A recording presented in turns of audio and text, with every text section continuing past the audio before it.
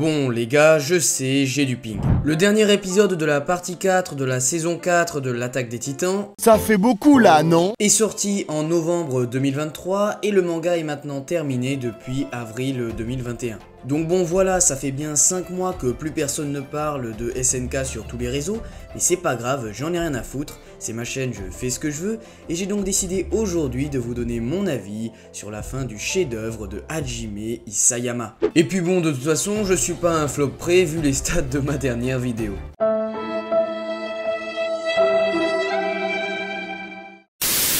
Enfin bref, avant de commencer cette vidéo, je tenais à vous dire que bien sûr je vais salement spoiler, donc pour tous ceux qui ne sont pas à jour par rapport à la fin de SNK, je vous conseille vivement de quitter cette vidéo, je sais même pas ce que vous faites là d'ailleurs. Et puis posez-vous tranquillement, allez vous chercher à manger, prenez-vous un café, et puis sans plus attendre, lançons-nous dans le vif du sujet, c'est parti.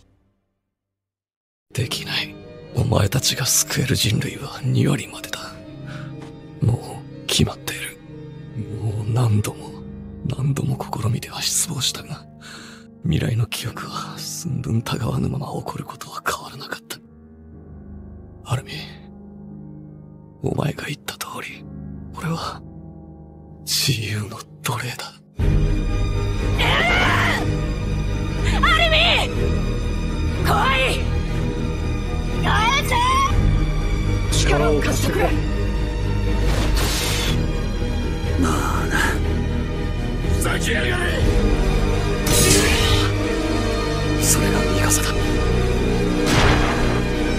先に待ってる。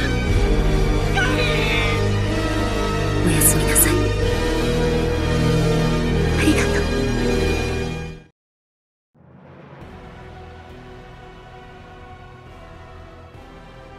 Bon alors déjà pour tous les haters qui s'attendaient à ce que je crache fort sur la fin de SNK, vous y êtes pas du tout, c'est vraiment mal me connaître, et même s'il y a pas mal de points qui m'ont plutôt déçu dont je vous parlerai tout à l'heure, globalement j'ai pris beaucoup de plaisir à lire et même à regarder en animé la fin de SNK, et je trouve même que c'est une très bonne conclusion à cette histoire. Et un des points principaux qui me conforte dans cette idée, c'est qu'on nous a promis une guerre finale incroyable entre d'un côté Armin, Mikasa, Reiner et tous les autres, et de l'autre Eren, et franchement l'auteur s'est pas foutu de notre gueule sur ce point là et nous a offert une guerre vraiment épique et pleine de suspense. Déjà le simple fait que quand le groupe d'Armin atterrit sur le squelette géant de Eren, il se retrouve confronté à tous les précédents titans primordiaux, franchement c'était juste incroyable. Perso, en voyant ça, je me suis vraiment chié dessus, je me suis dit comment ils vont réussir à faire pour battre Eren tout simplement. Et ça je trouve que c'est un point que personne ne peut reprocher à Hajime Isayama, puisqu'il a vraiment instauré une tension et un suspense juste énorme tout au long de son arc. C'est quand même fou de se dire qu'après à peine 4 minutes du dernier épisode,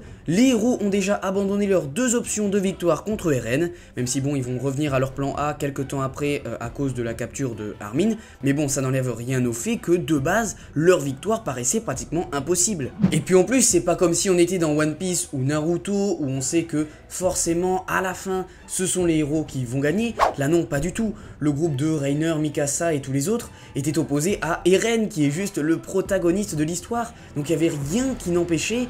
une victoire de Eren. Franchement, avec tous les retournements de situation fous qu'on a eu auparavant dans l'histoire, ça paraissait pas du tout impossible de voir Eren gagner, au vu même de la situation dans laquelle il était, qui était clairement favorable pour lui. En fait, l'auteur a vraiment fait en sorte de mettre Eren dans la meilleure position possible, avec Sig sous son contrôle et Ymir de son côté, et de mettre au contraire le groupe de Armin et des autres dans la pire situation qui pouvait être, en se retrouvant confronté à tous les anciens titans primordiaux qui peuvent être ressuscités à l'infini, alors que eux de leur côté ils ont seulement un Levi blessé, Mikasa, le titan cuirassé, le titan colossal et le titan charrette pardon, en sachant en plus que dès le début de la bataille, Armin, donc leur atout principal, se fait capturer. Et malgré ça, Hajime Isayama a réussi à faire victorieux le camp de Armin de manière logique et cohérente, ce qui est vraiment un coup de maître de sa part, parce qu'il a réussi à allier une tension folle et un suspense incroyable, avec une cohérence des événements juste implacable. Et bien sûr, l'auteur a ajouté avec tout ça le côté épique de ces combats qui lui est si particulier, qui a donné lieu à des moments juste incroyables qui sont gravés à jamais dans ma tête, comme quand Levi tranche enfin la gorge de Sig, quand Jean fait péter la nuque de Eren en chialant comme un fou, ou quand Armin en titan colossal va se battre en 1v1 contre Eren en titan assaillant. Ces moments-là, c'est juste du pur bonheur. De ce que j'ai pu voir pour l'instant, les gens font plutôt ressortir leur mécontentement par rapport au personnage de Ymir, de Eren et au débat entre Armin et Eren. Mais il faut pas oublier aussi que l'auteur nous a offert une bataille finale juste palpitante, qui est clairement digne des autres guerres, comme la bataille de Shiganshina qu'on a vécue auparavant dans le manga. Et attention, me faites pas dire ce que j'ai pas dit, je considère quand même l'arc de la bataille de Shiganshina au-dessus de l'arc final du grand terrassement. Pour moi, on parle clairement d'un des meilleurs arcs, tout manga confondu. Mais bon, bref, c'est pas le sujet.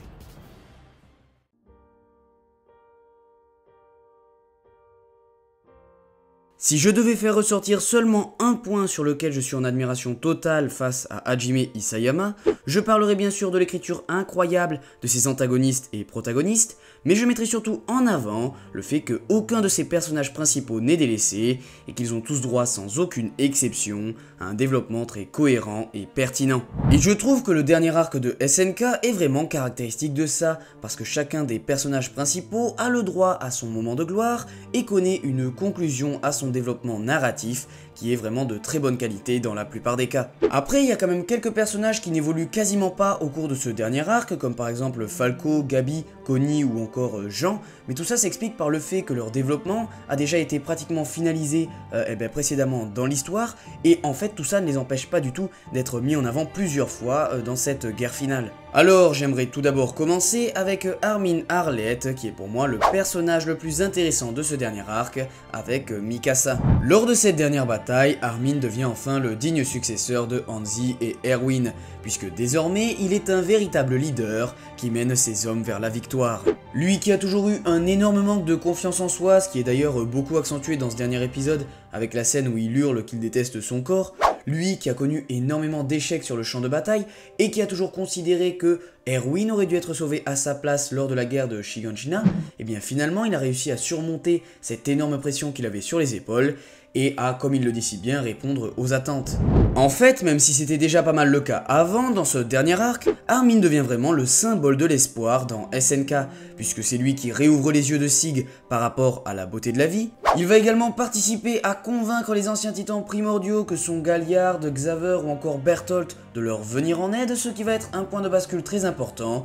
par rapport à la victoire finale. Mais surtout, c'est aussi lui qui va réussir à apaiser la haine de Eren grâce à son discours sur l'espoir d'un monde sans conflit, mais surtout grâce au fait qu'il va comprendre son meilleur ami et assumer avec lui les conséquences de ses actes génocidaires. C'est vraiment magnifique de se dire que c'est celui qui semblait le plus faible à la base dans ce monde brutal et cruel, qui a finalement réussi grâce à sa détermination et à sa mentalité remplie d'espoir à littéralement sauver le monde. Et dans ce sens, Armin est aussi et surtout un véritable symbole de liberté, puisque de par ses choix et actions, il a réussi à mettre fin au grand terrassement de Eren et ainsi à se libérer de son destin qui, en tant que, entre guillemets, faible, le poussait vers une mort certaine. Bon, passons maintenant à celui qui est juste mon personnage préféré de tout SNK, j'ai nommé Sig Yeager. Alors, de tous les avis que j'ai pu voir pour l'instant, le fils aîné de Grisha est vraiment passé inaperçu. J'ai quasiment vu personne parler de lui, et pourtant, son débat avec Armin est pour moi l'un des meilleurs moments de tout ce dernier arc,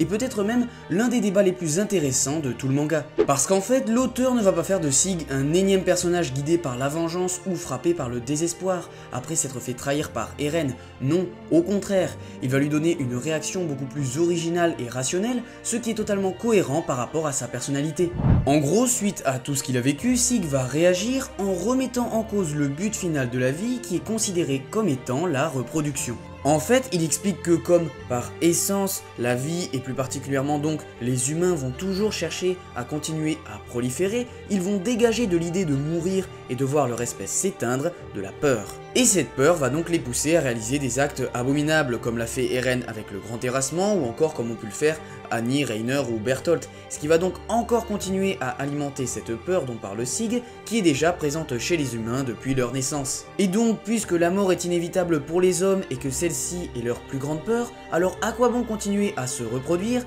si c'est pour que les futures générations passent eux aussi leur vie à être effrayés? Finalement, Sig va donc justifier la bonne foi de son plan d'éradication douce en la présentant comme une véritable libération pour l'humanité. Et ce qui est hyper intéressant ici, c'est que en opposition à Armin, Sig devient le symbole absolu du désespoir, puisque selon lui, la vie elle-même est à l'origine de toutes les souffrances des hommes, et il en conclut finalement que la véritable liberté se trouverait peut-être dans la mort et donc dans la fin de toute vie. En fait, avec ce personnage, Hajime Isayama a poussé l'idée du désespoir à son paroxysme. Pour vous dire, même Eren n'est pas arrivé à une conclusion aussi dramatique, et j'ai trouvé ça vraiment hyper pertinent. Et puis bien sûr, le climax de ce débat, c'est clairement la réponse que donne Armin à Sig, qui est pour moi juste magnifique. Franchement, il ne pouvait pas avoir une plus belle réaction, répondre que même si la vie est constituée de nombreux épisodes de souffrance, elle est aussi faite de moments de joie, qui peuvent paraître anodins et que l'on peut oublier au milieu de toute notre douleur, mais ça n'enlève rien au fait qu'ils existent quand même,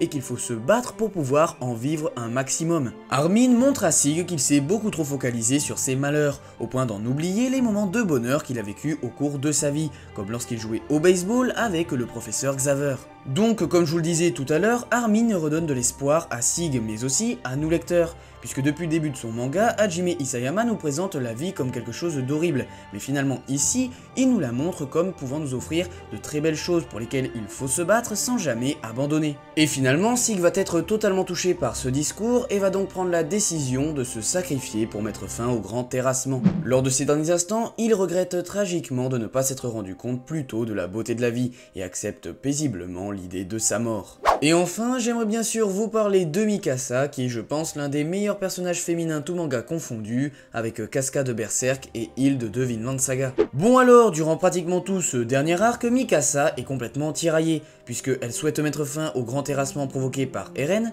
tout cela sans tuer son bien-aimé, ce qui, on va s'en rendre compte au fur et à mesure que l'on s'approche de la fin, est juste impossible. Donc à ce moment-là, tout l'enjeu du personnage c'est, est-ce qu'elle veut que celui dont elle est amoureuse survive, ou bien préfère-t-elle que 99% de la population mondiale soit éradiquée? En sachant en plus que, cerise sur le gâteau, elle est aussi bouleversée par ce que lui a dit Eren lors de l'arc précédent, et elle ne sait pas du tout s'il lui a juste dit la vérité, ou si au contraire, il lui a menti pour la protéger.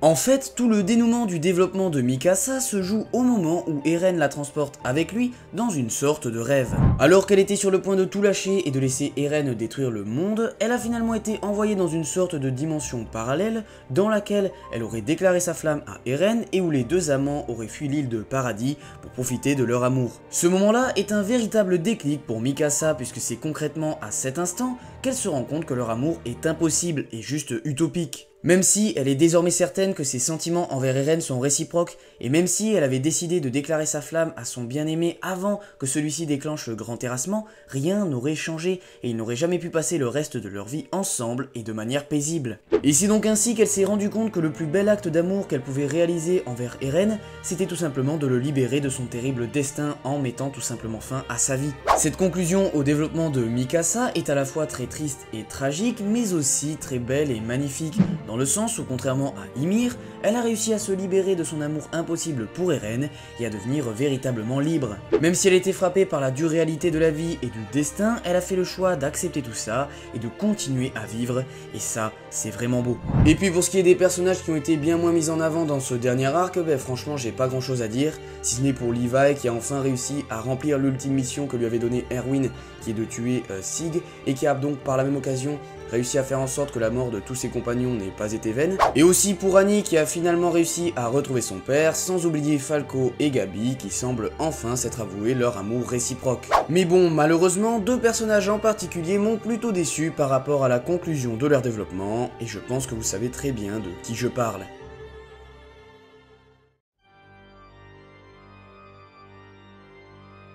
Bon alors, je tiens encore à calmer les haters de la fin de SNK, je vais être beaucoup moins dur que pas mal de personnes que j'ai vu s'exprimer à propos de Eren sur YouTube, Twitter, etc. Parce que franchement, il y a plein d'éléments de la conclusion de son développement que j'ai trouvé hyper intéressants et pertinents, et c'est plutôt la manière avec laquelle tous ces éléments ont été mis ensemble, ont été agencés ensemble, qui m'a plutôt déçu. Parce qu'en vrai, faire de Eren un personnage qui, dans un premier temps, est persuadé d'avoir déclenché le grand terrassement pour sauver tous ses proches et mettre fin au cycle des guerres et de la haine dans le monde, mais qui va petit à petit, avec son débat avec Armin, se rendre compte qu'en fait tout ça n'est que la manifestation de sa soif de liberté, franchement c'était une idée géniale. Et puis même l'intention de l'auteur de lier tout ça au destin en mettant en scène Eren comme quelqu'un qui, de par sa soif trop grande de liberté, s'est laissé manipuler par ses visions du futur et donc s'est fait engloutir par sa destinée, c'était juste hyper pertinent. Le mec te balance même des notions philosophiques comme esclave de la liberté, franchement Hajime Isayama avait tout pour conclure parfaitement le personnage de Eren. Mais là où pour moi l'auteur a merdé, et je dis bien pour moi parce que j'ai peut-être juste mal compris le personnage,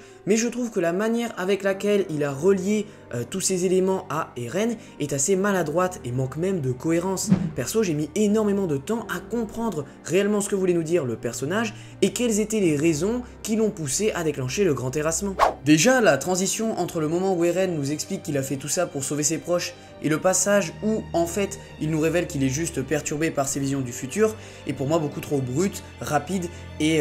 pas assez appuyé. D'abord, le mec t'explique que, en gros, il a fait une louche. Et puis 2 pages après, comme ça, sans aucune explication, il change complètement de comportement, se met à chialer et nous dit que, en fait, ses visions du futur et du présent se confondent et donc il est complètement perdu et que c'est à cause de ça donc qu'il est en train de lancer le grand terrassement. Mais franchement, ça n'a aucun sens et aucune logique. En fait, cette transition est presque bâclée, quoi. C'est vraiment dommage de ne pas nous avoir expliqué un peu plus ce que ressentait Eren à ce moment-là dans sa tête, et puis surtout, je ne comprends pas pourquoi l'auteur n'a pas appuyé à cet instant sur le fait que Eren se persuade qu'il a fait tout ça pour sauver Armin, Mikasa et tous les autres, mais se rend compte en réalité qu'il est juste manipulé par ses visions du futur, qui le rendent fou et qui le pousse à faire ces actes horribles. Et même si ce point-là va être évoqué quelques minutes après, je trouve que ça aurait été beaucoup plus pertinent d'en parler à ce moment-là, et en plus ça aurait donné beaucoup plus de cohérence et de logique à cette transition de comportement du côté de Eren. Et puis il y a aussi un autre truc que je trouve vachement bizarre, c'est comment Eren arrive à se rendre compte tout seul et comme ça en un claquement de doigts qu'il est manipulé par ses visions du futur. Il est d'abord persuadé qu'il a déclenché le grand terrassement pour sauver tous ses amis, ce qui n'est pas en réalité ses vraies raisons. Donc ça veut dire que soit il est perturbé par ses visions, soit il se ment à lui-même. Mais dans tous les cas, il a logiquement besoin d'un déclic pour se rendre compte de tout ça. Et là, il n'y a vraiment aucun déclic. On le voit juste sur à peine une case se rendre compte qu'en réalité, en déclenchant le grand terrassement, il a risqué la vie de tous ses compagnons. Mais en fait, franchement, c'est beaucoup trop peu. Pourquoi on n'a pas par exemple un débat poignant entre Armin et Eren, où le nouveau chef du bataillon d'exploration ouvre les yeux de son ami en lui faisant prendre conscience que ce qu'il dit n'est pas vrai, qu'en fait sa soif de liberté beaucoup trop grande l'a poussé à se laisser guider par son destin. Et là ça aurait été parfait de placer juste après ça la scène où il se rappelle qu'il a dévié le titan qui devait manger Bertolt vers sa mère. Alors c'est vrai que pas longtemps après, et scène qui n'est d'ailleurs que dans l'animé, ça c'est un peu dommage, on va avoir Armin qui va nous prendre un super discours qui va ouvrir les yeux de Eren et lui faire comprendre qu'en réalité il a déclenché le grand terrassement parce qu'il cherche depuis tout petit à avoir une véritable liberté. Mais c'est dommage qu'on n'ait pas eu ce discours beaucoup plus tôt, et en plus ce que je trouve dommage aussi c'est qu'il n'y a pas vraiment un vrai débat entre Armin et Eren. Armin dit quelques phrases et Eren est tout de suite d'accord avec ce que Armin lui dit. Il n'y a pas vraiment d'échange et ça c'était un peu dommage je trouve. Mais bon, je tenais quand même à dire que ce discours de Armin a été très bien écrit et mis en scène, et ça c'est vraiment un bon point du côté de Hajime Isayama. Et puis le dernier point qui me chiffonne clairement, c'est le fait que Hajime Isayama n'est pas, selon moi, assez relié les sujets du destin et de la soif de liberté de Eren. Parce que quand on voit Eren qui nous dit qu'il est devenu esclave de la liberté, ou encore que ses choix et actions n'ont aucun impact sur les visions du futur qu'il a de par le fait qu'il est le possesseur du titan assaillant, c'est clairement une volonté de l'auteur de relier les idées de destin et de soif de liberté de Eren. Ce qui est en fait vraiment intéressant. Mais là où je trouve que ça cloche, c'est que l'auteur a introduit d'abord l'idée que Eren se faisait manipuler par ses visions du futur, sans parler à ce moment-là de sa soif énorme de liberté, ce qui a participé, en tout cas de mon côté, et je pense que ça a été aussi pas mal le cas pour d'autres personnes, à nous faire penser que ces deux idées-là, ces deux motivations-là, pardon, étaient complètement séparées et n'avaient rien à voir, alors qu'en fait pas du tout, elles sont vraiment liées et presque, elles font presque qu'un en fait. Et même si, comme je vous l'ai dit tout à l'heure, l'auteur va par la suite relier ces deux idées, mais je trouve que ça a été fait de manière un peu floue, et c'est vraiment dommage qu'il n'ait pas appuyé un peu plus sur ce lien-là, parce que je l'ai trouvé vraiment hyper pertinent. Et puis aussi, j'avais oublié que je devais vous en parler, mais toutes les chialades de Eren là... franchement, on souffle quoi. Pour moi, à l'inverse de tous les éléments dont je viens de vous parler, l'auteur a beaucoup trop appuyé sur le côté émotion de Eren, et c'était franchement pas nécessaire. On sait très bien depuis quelques temps déjà qu'il les regrette au fond de lui d'avoir déclenché le grand terrassement, grâce à la scène par exemple où il pleure et s'excuse devant le petit garçon avec son chapeau rouge là, ou la scène où il veut aller sauver quelqu'un qui est en train de se faire agresser, mais finalement il se dit bon, à quoi ça sert puisque dans quelques temps je vais le tuer à cause du grand terrassement. Et en plus, ce qui est vraiment dommage, c'est que en appuyant trop sur le fait que Eren est toujours aussi sensible qu'avant, qu'il n'a pas changé, qu'il est toujours le même, mais en fait ça efface et ça fait perdre en crédibilité au changement de comportement qu'il a eu en étant revenu de Mar. Et c'est pourtant quelque chose qui a été hyper marquant pour moi et qui a fait que SNK a su se démarquer autant des autres mangas et des autres shonen. Franchement, ça m'aurait pas du tout gêné de voir Eren pleurer à la toute fin de sa discussion avec Armin, au moment où il se rend compte qu'en fait il s'est menti à lui-même, que tout ça n'est que la manifestation de sa soif de liberté, qu'il s'est fait manipuler par son destin, etc. Là, ça aurait été très cohérent de le voir lâcher sa larme, voire complètement chialer, quoi. Mais en fait, Hajime Isayama a introduit l'idée de montrer que Eren n'a pas changé et qu'en fait, il est toujours resté le même au fond de lui, beaucoup trop tôt, ce qui impacte vraiment la cohérence du personnage. Donc bon, voilà, j'espère que j'aurai réussi à bien me faire comprendre. Et attention, hein, même si j'ai pas mal critiqué beaucoup de points de la conclusion du développement de Eren et par rapport à la discussion entre Armin et son meilleur ami, ben franchement j'ai trouvé que ces deux aspects-là du dernier arc de SNK ont été très bien réalisés par l'auteur et je tenais quand même à le mettre en avant. Et d'ailleurs, je sais pas si je l'ai dit, mais j'ai trouvé vraiment que la scène où Armin dit qu'il va assumer avec Eren les conséquences de ses actes a été vraiment magnifiquement bien faite. Et c'est pour moi l'un des moments les plus émouvants de ce dernier arc et même peut-être de tout SNK. Donc voilà, je tenais à le mettre en avant quand même.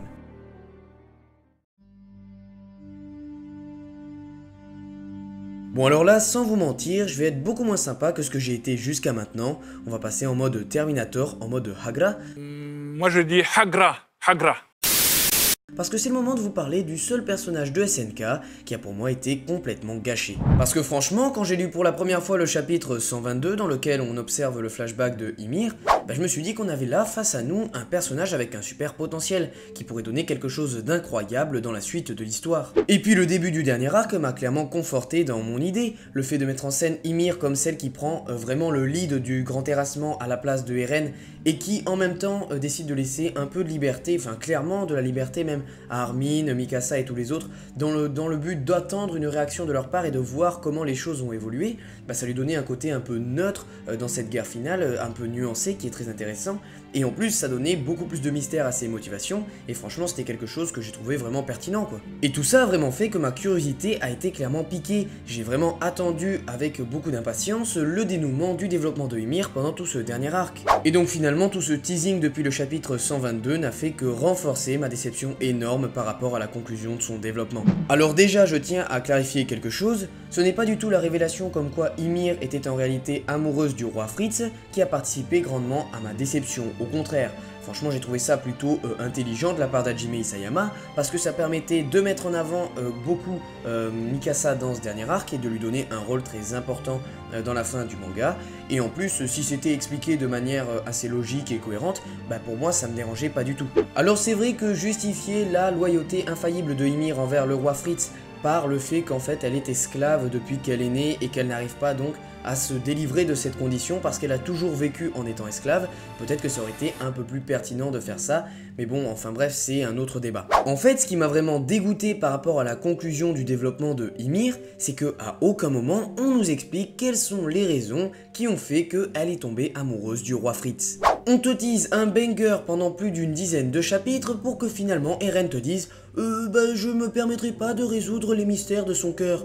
Non mais franchement, c'est quoi ça? C'est quoi ce ce développement, cette conclusion de développement complètement bâclée. Je ne comprends pas comment il n'y a pas au moins quelques pages dans lesquelles on se plonge dans la psyché du personnage, où on comprend son comportement, on comprend pourquoi elle en est arrivée à tomber amoureuse du roi Fritz.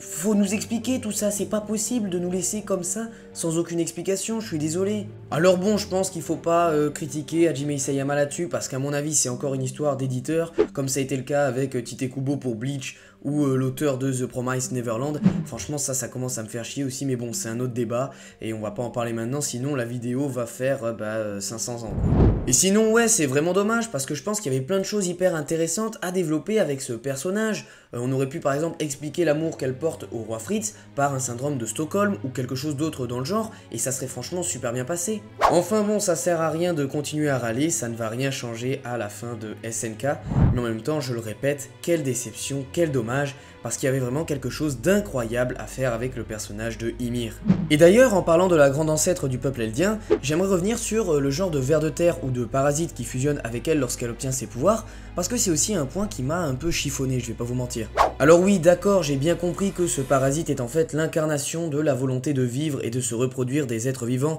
comme nous l'explique Sig au chapitre 137 d'ailleurs. Mais malgré ça, tout ce qui entoure ce genre de ver de terre est vraiment très flou, et j'ai vraiment du mal à comprendre si en fait il joue vraiment un rôle nécessaire dans cette histoire. Alors ok, c'est lui qui permet à Ymir de débloquer ses pouvoirs et à Eren d'obtenir son corps squelettique gigantesque, mais à part ça, on nous explique absolument rien du tout à propos de ce ver de terre, et ça m'a beaucoup perturbé par rapport à ma compréhension de la fin de SNK. On te dit à aucun moment pourquoi il est capable de donner des super pouvoirs, ou pourquoi il était là au moment où Ymir plonge dans le lac lorsqu'elle se fait poursuivre par le roi Fritz. Et puis même quand Jean, Reiner et tous les autres voient le ver de terre, c'est très bizarre, parce qu'ils se posent aucune question à propos de ce dernier, ils se demandent pas ce que c'est, qu'est-ce qu'il fait là, pourquoi il sort de la tête de Eren. Non, il n'y a rien du tout, on a l'impression qu'ils connaissent son existence depuis le début, alors que pas du tout, ils sont pas du tout censés la connaître, et ça donne un côté très bizarre. Et puis même à la fin de l'histoire, le ver de terre disparaît comme ça d'un claquement de doigts. La page d'avant, c'était Reiner qui était en train de le retenir avec Annie et Pieck. Et puis juste après, au moment où Eren vient de se faire tuer,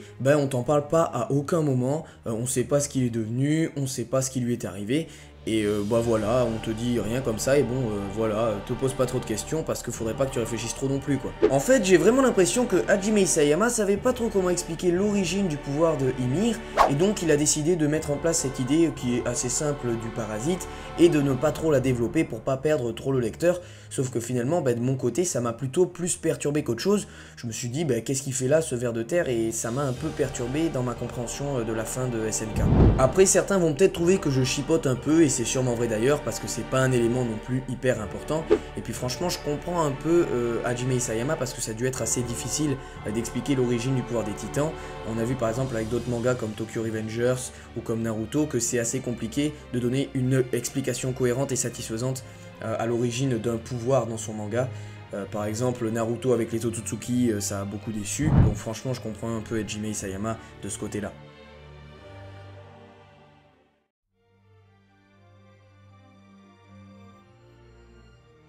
La liberté, l'importance de toujours garder espoir, le cycle des guerres et de la haine, ou encore la tolérance et le pardon, voilà quels sont pour moi les thèmes principaux de SNK. Et contrairement à un Masashi Kishimoto par exemple, qui s'est pour moi un peu perdu quant à la fin de Naruto, mais je trouve que lui de son côté, Hajime Isayama a donné vie à une conclusion à son histoire qui fait vraiment sens par rapport au sujet dont traite son manga depuis ses premiers chapitres. Déjà pour moi, le personnage de Eren joue un rôle capital là-dedans, parce que le lien entre son développement, son évolution et sa fin tragique nous pousse à avoir tout un tas de réflexions hyper pertinentes sur la notion de liberté. N'est-elle finalement qu'une illusion cachée par la triste réalité du destin, ou bien est-elle en fait un objectif atteignable et essentiel à tout homme pour lequel il faut se battre de toutes ses forces? Ouais, j'ai le bac de philo dans un mois, je suis devenu le nouveau Molière depuis quelque temps. Est-ce que tu peux tchatcher comme moi je tchatche? Je roucoule, je broie la langue de Molière, putain de merde.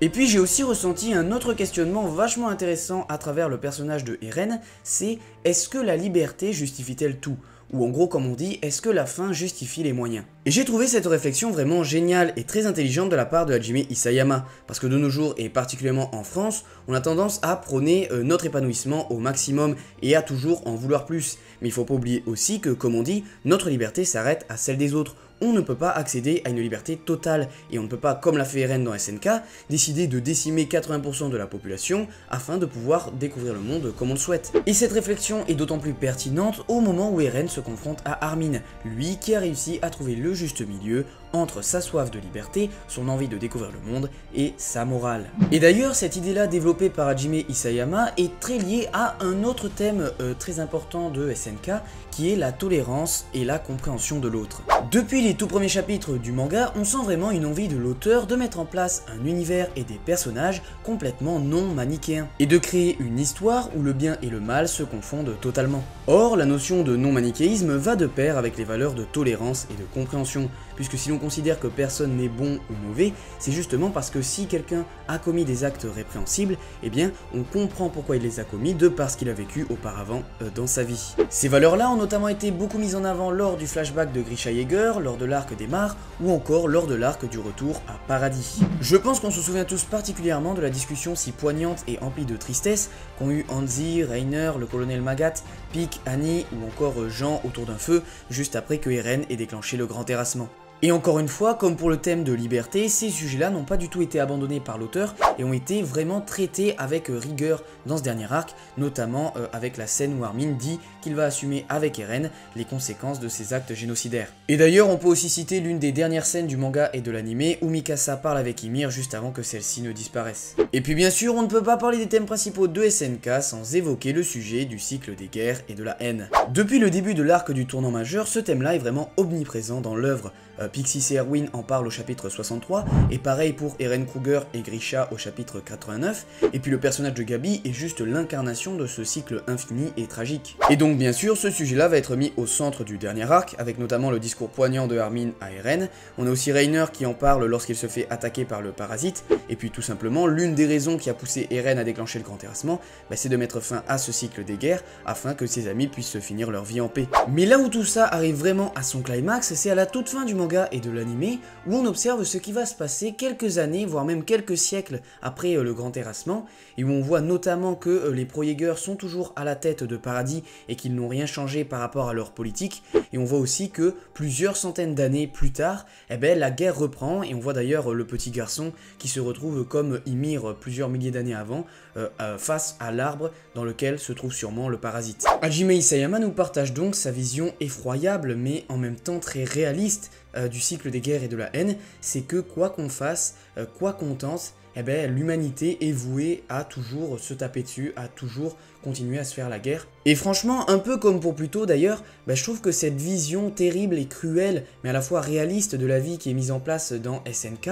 donne vraiment un truc en plus à ce manga, en comparaison à d'autres œuvres un peu plus utopistes comme Bleach ou Naruto, encore une fois, et ça a vraiment participé, ce côté-là a vraiment participé au fait que pour moi, SNK est rentré dans le top tier des œuvres que j'ai vues dans ma vie. Et pourtant, même si l'Attaque des Titans n'est clairement pas une œuvre utopique, pour moi, le principal message qui en ressort, c'est que quelle que soit la situation, quelles que soient les circonstances, il ne faut jamais perdre espoir, que ce soit par rapport à la bonté de l'humanité ou par rapport à la beauté de la vie, il ne faut jamais rien lâcher et toujours tout donner jusqu'au plus profond de ses tripes pour faire en sorte que notre existence et notre monde soient les meilleurs possibles. Dès les premiers chapitres du manga, nos héros se sont toujours battus corps et âme pour pouvoir faire face aux titans et dans le rêve d'accéder à une vie paisible et dans laquelle ils pourraient toujours être heureux. Et même si par la suite Eren est un peu parti en couille, même clairement parti en couille, tous les autres comme Armin, Jean, Connie, Mikasa, etc. ont continué à faire vivre cette volonté de vouloir rendre les choses meilleures et de toujours garder espoir, en s'opposant même à la tuerie de masse qu'est le grand terrassement, alors que les conséquences qu'allait avoir celui-ci étaient plutôt positives pour eux. Et même sans parler de ça, le dernier arc est vraiment rempli de passages qui mettent en avant le fait qu'il y a toujours de l'espoir, comme par exemple la fameuse scène du bébé, qui a d'ailleurs été très bien réussie dans l'anime. Franchement, le jeu de couleurs et la musique derrière, c'était vraiment magnifique. Et puis on peut parler aussi du fameux discours de Armin à Eren, dans lequel il parle de son espoir de voir un jour les gens se comprendre, et sans oublier aussi bien sûr la scène un peu finale, c'est une des scènes finales où Armin, Jean, Reiner et tous les autres vont sur Paradis pour essayer de raconter leur histoire et pour essayer d'apporter la paix sur Paradis. Et enfin, même si je pense pas que c'est le sous-texte principal, on peut aussi parler de la scène où une colombe touche l'écharpe de Mikasa, qui pour moi caractérise vachement cette notion d'espoir. Parce que, on va pas se mentir, en termes de situation amoureuse, Mikasa était quand même dans un sacré bourbier. Objectivement, je pense qu'on peut pas faire pire. Et pourtant, elle a quand même réussi à faire son deuil par rapport à Eren, elle a aussi refait sa vie avec celui qui semble être Jean, elle a eu des enfants, et a pu finir sa vie de manière paisible et heureuse. Donc voilà, si je devais donner vraiment une phrase qui pour moi représente le mieux de l'Attaque des Titans, c'est tout simplement l'espoir fait vivre. Enfin bref, vous l'avez compris, cette fin est loin de m'avoir totalement satisfait, et pourtant j'ai beaucoup apprécié la lire et la regarder, et même si je pense que beaucoup de personnes vont pas être d'accord avec moi, mais je trouve que c'est une bonne fin qui conclut globalement correctement les enjeux du manga. Alors ok, Hajime Isayama aurait pu faire mieux, mais en même temps regardez l'enchaînement de dingueries qu'il nous a pondu juste avant le dernier arc. En fait, je pense que c'était hyper compliqué de créer une fin qui mettrait tout le monde d'accord, à la Code Geass par exemple. Sérieusement, rappelez-vous de tous les moments légendaires qu'on a vécu, comme la révélation du fait que Reiner et Bertolt étaient en fait les titans cuirassés et colossales, comme aussi la découverte du flashback de Grisha, sans oublier l'ultime assaut de Erwin face au titan bestial, ou encore la révélation du fait que Eren manipulait en fait son père. Tout ça, à l'époque où on l'a découvert, c'était un putain de tremblement de terre. Donc c'est pour ça que franchement, tous ceux qui veulent faire une fin alternative ou qui disent tout simplement que cette conclusion est une honte, réfléchissez un peu, cogitez 2 minutes, ayez un peu de respect sans déconner. En tout cas, de mon côté, au lieu de critiquer à tout va, je préfère remercier Hajime Isayama pour toutes les émotions et messages qu'il m'a transmis et pour tous les moments incroyables qu'il m'a fait vivre. Parce que je le dis haut et fort, l'Attaque des Titans ou SNK, appelez-le comme vous voulez, mais ce qui est sûr, c'est que ce manga est un véritable chef-d'œuvre.